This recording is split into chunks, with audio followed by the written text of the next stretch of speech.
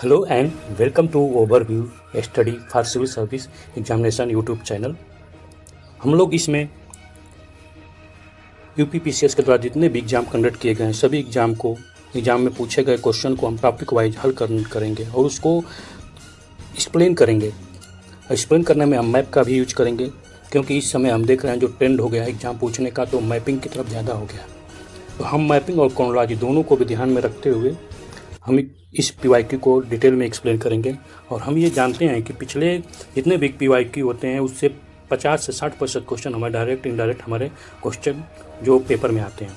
इसलिए हम ये चाहेंगे कि हम लोग पीवाईक्यू को ऐसे तरीके से हल करें कि हमें अगर एग्ज़ाम में आए तो हमारा गलती ना हो। अगर पीवाईक्यू से कोई क्वेश्चन डायरेक्ट इनडायरेक्ट आ जाता है और हम गलत कर देते हैं तो इससे बड़ी दुख की बात नहीं होगी, क्योंकि उससे हमारा एक सीट जो पक्का होने वाला था वो नहीं हो पाएगा।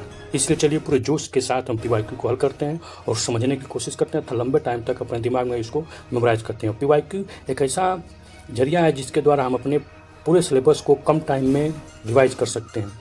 तो चलिए शुरू करते हैं, टाइम वेस्ट नहीं करते हैं।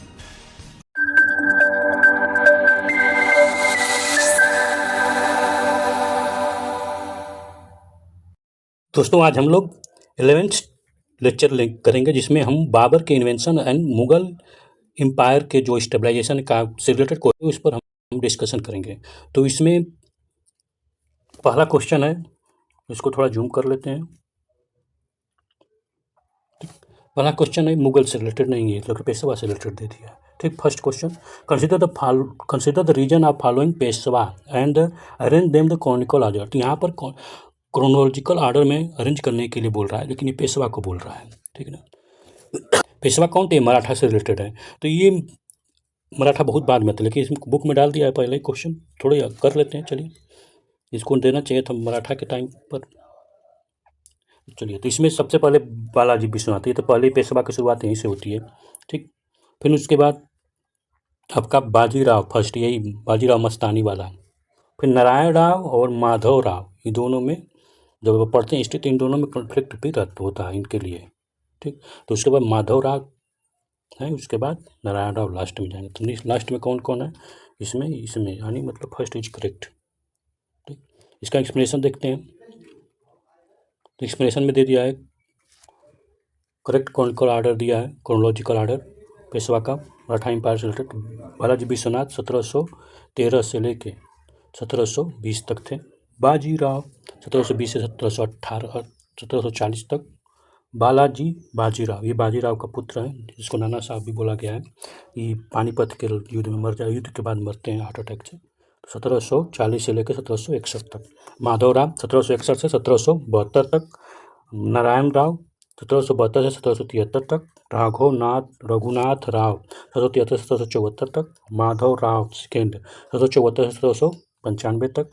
बाजीराव सेकेंड 1796 से लेकर 1818 तक। नाना साहब 1851 से लेकर 1857 तक। ठीक, तो ये आपका क्रोनोलॉजिकल ऑर्डर है, इसको नोट कर लीजिए। नहीं तो अगला हम लोग इसका करेंगे मराठा का चैप्टर में, फिर ये होगा। ठीक, तो इसमें पूछा गया है सेकेंड क्वेश्चन। नेक्स्ट क्वेश्चन करने से पहले हम लोग थोड़ा सा रिवीजन कर लेते हैं। जो पीछे का आप तक पढ़े हैं, तो रिवीजन करने से क्या होता है कि हमको याद रहता है बहुत सारे। ठीक, तो उसको रिवीजन कर लेते हैं थोड़ा। हम लोग ने देखा कि जो भक्ति मूवमेंट की शुरुआत होती है वो साउथ से होती है।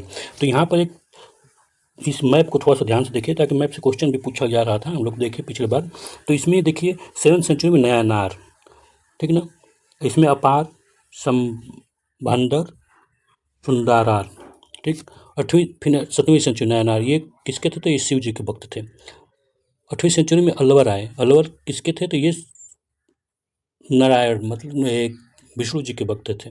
ठीक, टोंडारा पीडापोडी, नमलवार, अंदाल, ओनली फीमेल। ठीक, एक ही फीमेल अंदाल जो थी, क्वेश्चन पूछा गया, ये इसमें थी, ये इंपॉर्टेंट है। अब इन्हीं अलवर से ही जो अलवर संत जो उन्होंने अपनी शिक्षा दी थी, फिलासफी दी थी, उस फिलासफी को मानने में रामानुजाचार्य जो उसी फिलासफी को फॉलो करते हैं, रामानुजाचार्य। तो ये 12वीं सेंचुरी में, आदि शंकराचार्य 8वीं सेंचुरी में। तो ये पूछा जाएगा। अब ये ध्यान से थोड़ा सा देखिए। तो आप जैसे जैसे साउथ से नॉर्थ की तरफ जाएंगे वैसे वैसे टाइम पीरियड बढ़ता जाएगा और संत इधर ज़्यादा मिलेंगे। रीजन क्या है कि इस्लाम आता है इंडिया में, तो यहाँ से शुरुआत होती है, ठीक ना। तो यहाँ पर अब देखिए, अब एक कर्नाटक वाला रीजन में बसवाना 12th सेंचुरी में इंपॉर्टेंट संत हुए, जो लिंगायत इन्हीं से रिलेटेड है। 12th सेंचुरी में लिंगायत, जिसमें लिंगायत संत जो है 12th सेंचुरी में इन्हीं से, अलमा प्रभु और अक्का महादेवी। ठीक, ये पूछेगा किससे, तो ये बसवाना से ही फिलॉसफी कोई बात। ठीक, ये कल्याणी के पास अब गुलबर्गा। अब ठीक, अब देखिए निम्बरकर 12th सेंचुरी में कर्नाटक में, माधवाचार्य 13th सेंचुरी में। ठीक, अब महाराष्ट्र में देखते हैं तो Tukaram 7th century, Namdev 14th century में गुलबर्गा वाला रीजन में, और एकनाथ 16th सेंचुरी में, ज्ञानेश्वर 13th सेंचुरी में, family of Chokhamela 12th century, 14वीं सेंचुरी, 14th सेंचुरी। और यहाँ पर नाथ पंथ जो चैतन्य महाप्रभु 1516वीं सेंचुरी में, ठीक है ना। तो ये इंपॉर्टेंट तो साउथ के संत हैं। ठीक, अब यहाँ पर सूफी संत इंपॉर्टेंट, सूफी संत इनका प्लेस देख लीजिए, कई बार पूछा गया परीक्षा में, ठीक है। तो बाबा फरीद, ठीक, बाबा फरीद 13वीं सेंचुरी में, 14 से 13वीं सेंचुरी में, ये मुल्तान वाले रीजन में, ठीक ना। नानकान साहब कौन से, तो यहाँ पर आपका मिले गुरु नानक जी का। बुल शाह 14वीं सेंचुरी, श्रीनगर में। लाल साहब कलंदर 12th से 13th सेंचुरी, साहवान सिंध में।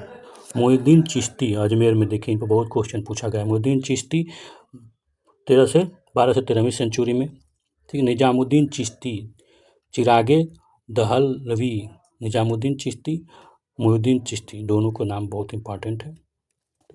रहीम खाना इनको भी बोला गया था 15वीं-16वीं सेंचुरी में।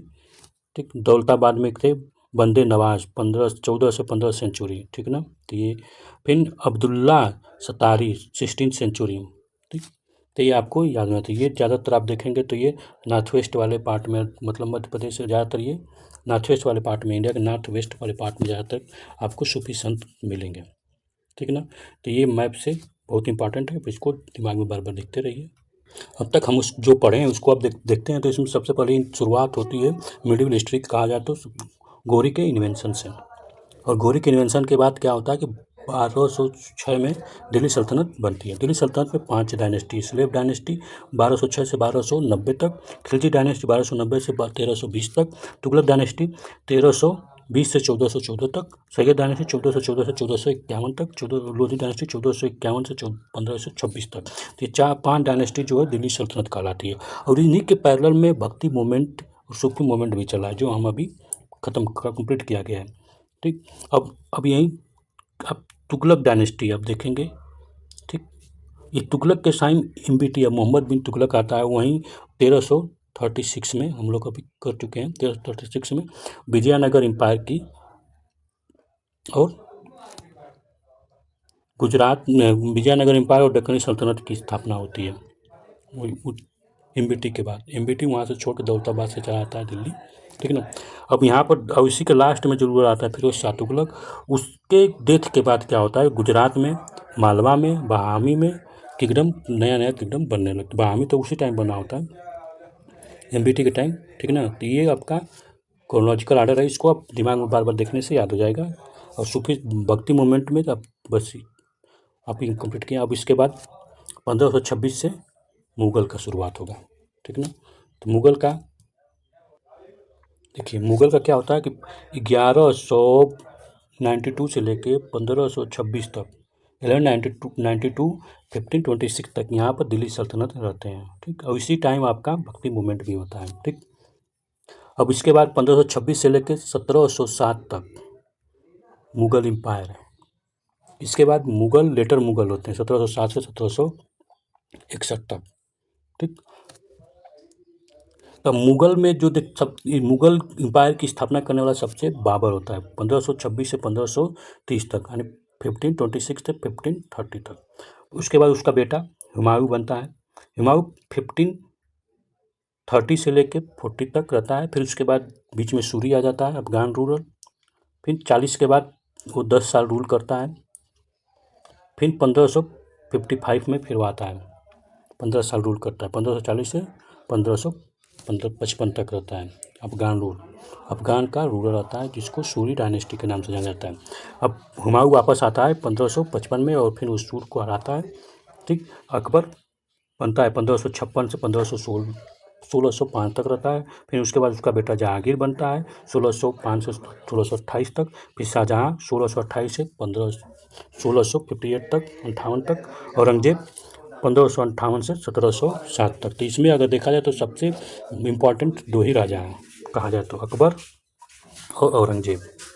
ठीक, इसी टाइम पे एरिया बहुत ज़्यादा एक्सपेंड होता है, बाकी इन दोनों के टाइम पे एरिया एक्सपेंड नहीं होता है।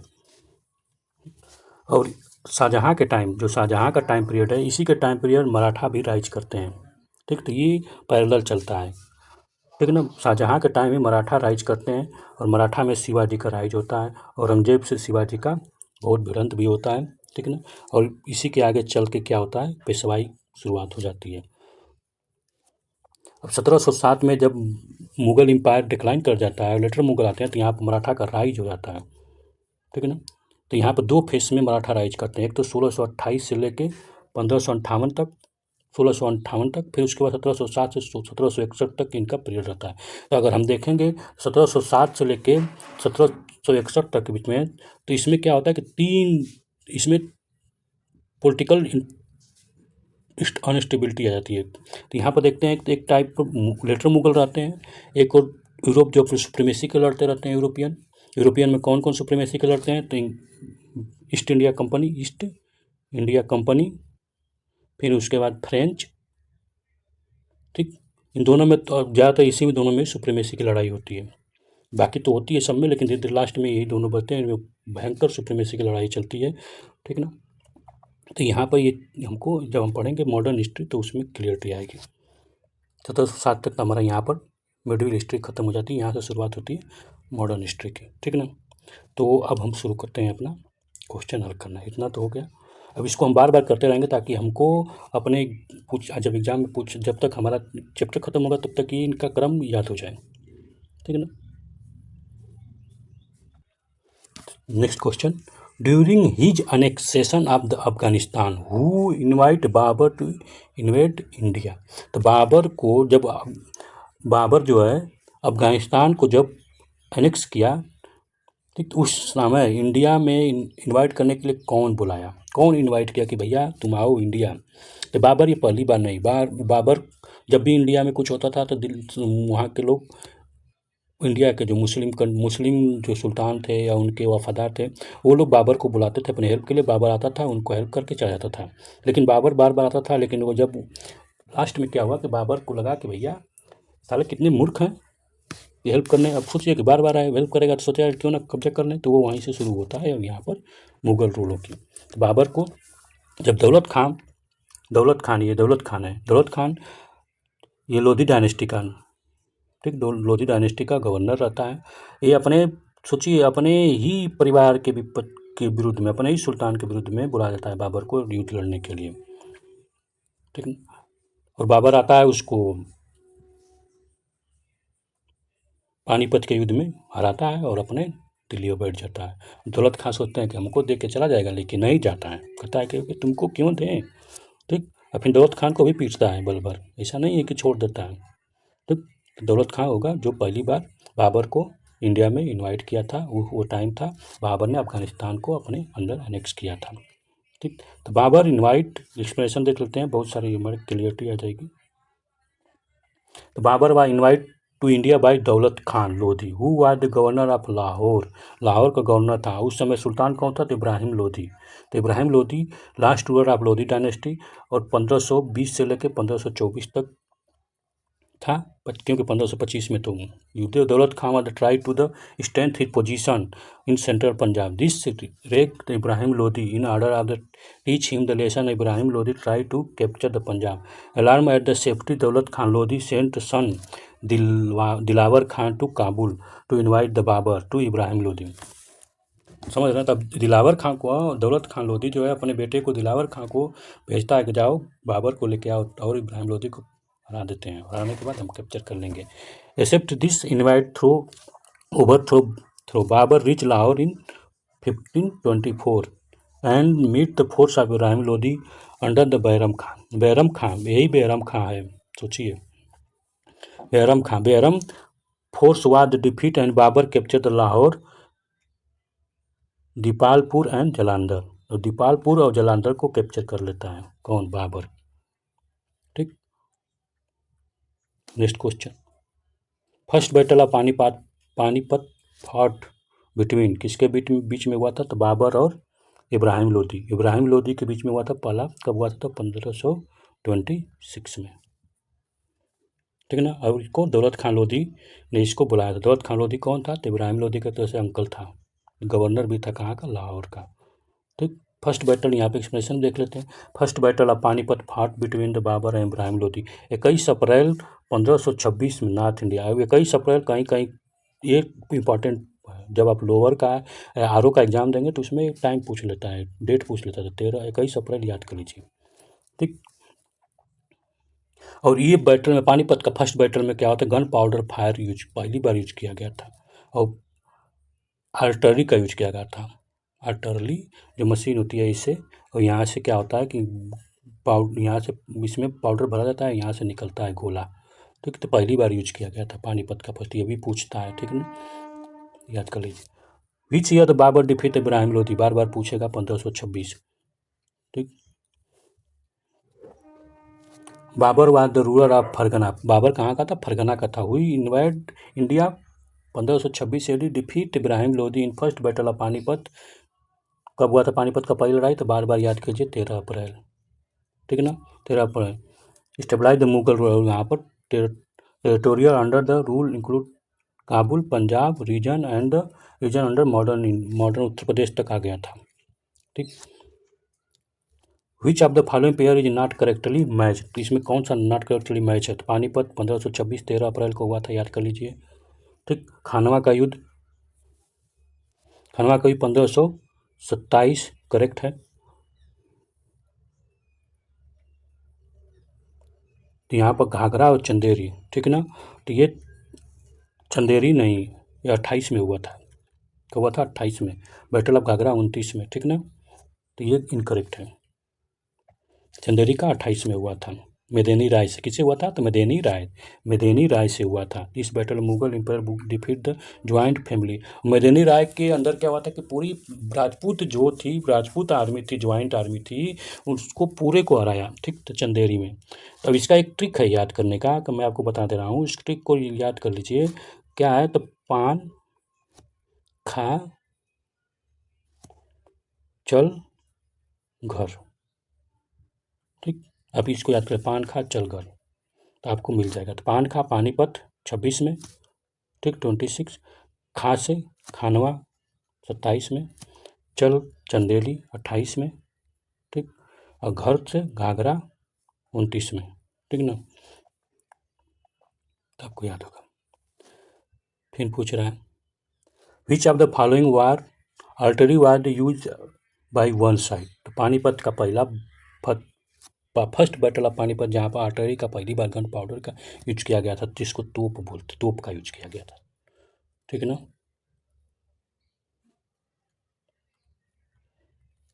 ये कब हुआ था? 13 अप्रैल, याद कर लीजिए, 13 अप्रैल 1526, याद कर लीजिए, 13 अप्रैल 1526 को हुआ था, और बाबर के द्वारा यूज किया गया था। ठीक है ना। तुगमा वारफेयर, इसको बाबर युद्ध तुगमा warfare, battle against Ibrahim Lodi के अगेंस्ट किया गया था, पानीपत का पहला युद्ध। Next question, which of the following pair was no the Qalandar. Mast Qalandar गाना है ना, मस्त कलंदर बाबर को बोला गया था। ठीक है ना, बाबर को। इसका एक्सप्लेनेशन देख लेते हैं। After the victory in battle of the Khanwa Babur provide a lot of wealth to chieftain and his army. He was called Qalandar for the generosity in the distribution wealth among the। अब ये मस्त कलंदर हो गया, क्योंकि ये जितना भी लूट का सामान पाया था युद्ध में जीतने के बाद, वो सब क्या क्या अपने चीफ, अपने आर्मी में बांट दिया, सिंपल। बाबर, फिर next question, Babur own the title of Padshah by the first time. Padshah Kabul को जीतने के बाद उसको पदशाह का टाइटल मिला था। ठीक है ना। Babur faced the various problems during the earlier period of his life. He was the drive out his father's estate 2 years become a wandered. In 1504 he came to Afghanistan and occupied Kabul. Here he assumed the title of पदशाह. तो काबुल को capture करने के बाद ये पदशाह का title पाता है. Next question. The king of Mewar lead to whom had the Babur defeat in battle of Khanwa. Khanwa, ठीक ना. तो किसको करता है? तो राणा सागा को. खानवा का युद्ध कब होता है? तो 1527 पानखा चलघर, ठीक ना, 1527 में. इसमें जिहाद का भी यूज करता है. Babur had defeat the king of Mewar Rana saga.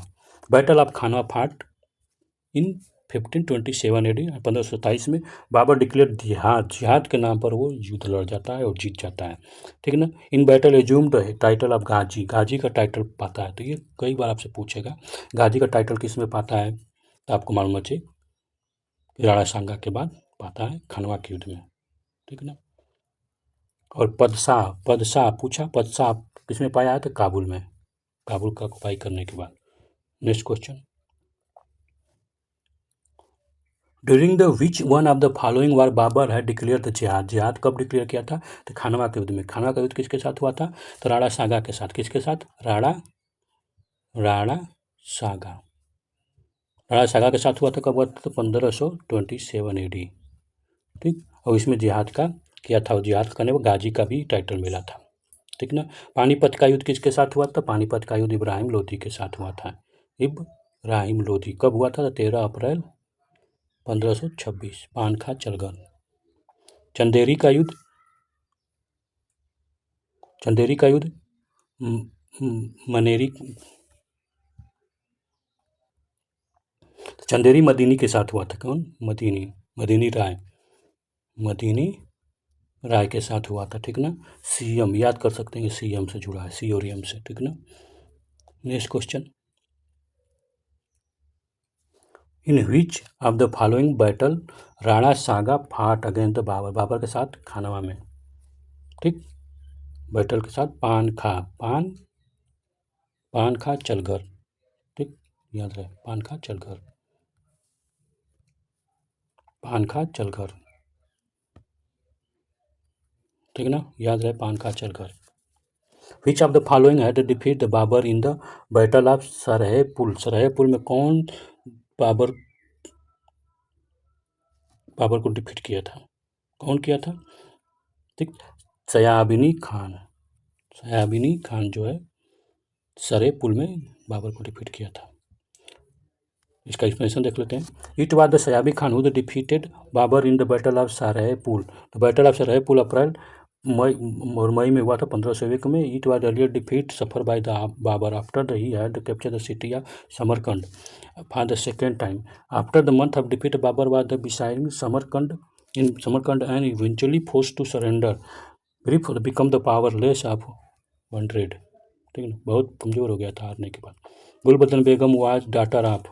Gulbadan बेगम, गुलबदन बेगम इसका नाम है. क्या है? गुलबदन बेगम. किसका डॉटर थी? पुत्री थी. तो बाबर की पुत्री थी, हुमायूं की बहन थी, ठीक है ना. Gulbadan Begum was daughter of the Babar.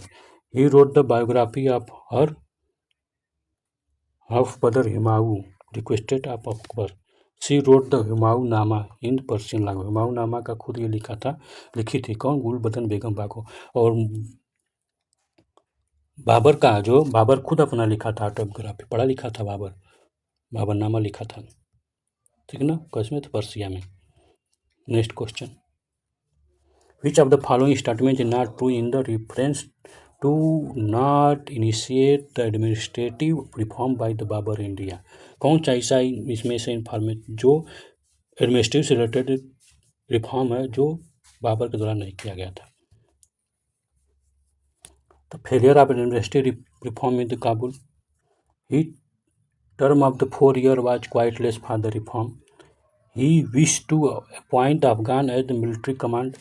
His rule period in India was spent in the winning of battle. तो ये यहाँ पर अब कौन पूछ क्या रहा है? Not true. कौन सा स्टेटमेंट नॉट ट्रू है? तो आप खुद सोचिए कि इसमें से जब नॉट ट्रू पूछ रहा है तो नॉट ट्रू पूछ रहा है तो आप ये देख ही रहे हैं कि his rule period of India was spend in winning battle, यानी इंडिया में वो आता है 1526 से लेके 1530 तक रहता है, और ये पूरा पीरियड में वो पूरा युद्ध ही करता रहता है, तो वो युद्ध करता रहता है। सही है, ये तो करेक्ट है, ठीक है ना, ये क्या है, करेक्ट है। He wish to appointment at the appoint Afghan as the military commander, ये भी करेक्ट है, जिसका विश है, ठीक है ना, ये भी करेक्ट है। ही टर्न अब 4 year of the quite less for the reform, सही बात है, 4 साल रहता है इंडिया में, कहाँ रिफॉर्म करेगा, भी करेक्ट है। Fair of university reform in Kabul, administrative reform Kabul में फेलियर नहीं था, अच्छा था, ठीक, तो ये इज करेक्ट, ठीक। इसका एक्सप्रेशन देख लेते हैं। तो बाबर 1526 से लेकर 1530 तक rule in India for the very short span for 4 year of he was the busy in the various battle of India in India. On the one hand, it was a very short time for the implement the reform, while on the other hand, the reformative measures were the failure in the Kabul. This is why he was least interested in the taking the reform measure in India. अब यहाँ पर क्या हो कि failure हो गया था जब काबुल में, तो वो इंटरेस्ट नहीं था कि करें भैया, ठीक ना। हुमायूं और शेरशाह यानी बाबर से इतना ही क्वेश्चन पूछता है, इतना ही क्वेश्चन अब तक पीसीएस के द्वारा पूछा गया, आयोग के द्वारा। तो अब इसमें से हमें एक एनालिसिस किया जाए कि किस टाइप के क्वेश्चन पूछता है। तो सबसे ज़्यादा यहाँ से अगर देखा जाए, अगर बाबर के चैप्टर से देखा जाए, सबसे ज़्यादा क्वेश्चन जो पूछा है देखा जाए तो बैटल पर पूछा है, बाबर के बैटल, किस पर, बैटल। बाबर के जवाब जितना भी बैटल लिखा, जितना भी बैटल जो लड़ा गया है, जितना भी युद्ध हुआ है, उस पर ज़्यादा क्वेश्चन पूछा गया है, ठीक। पहला एनालिसिस फर्स्ट। दूसरा एनालिसिस क्या है, दूसरा एनालिसिस यहाँ पर बैटल में जो है, बैटल का डिटेल पूछा गया। डिटेल में क्या, राजा कौन था, कौन राजा है, उसका डेट क्या है, डेट भी पूछा गया, और उसमें ऑर्डर भी पूछा गया है। तो इतना हमें मालूम होना चाहिए बैटल से रिलेटेड। और सेकेंड रिफॉर्म में देखें तो उसका बुक के बारे में पूछा गया, एक क्वेश्चन था। और देखें तो हाँ, उसका यूनिवर्सिटी रिफॉर्म,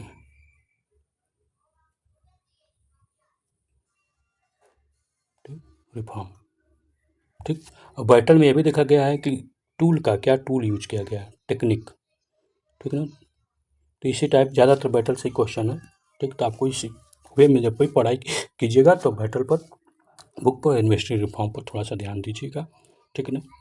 चलिए, थैंक यू। नेक्स्ट टाइम मिलते हैं तो हम लोग अगला चैप्टर जो बाबर और शेरशाह से रिलेटेड है उस पर करेंगे। शेरशाह कौन है तो आपको मिलेगा, हुमायूं के बाद शेरशाह आता है, ठीक है। Thank you for the watching. जय हिंद।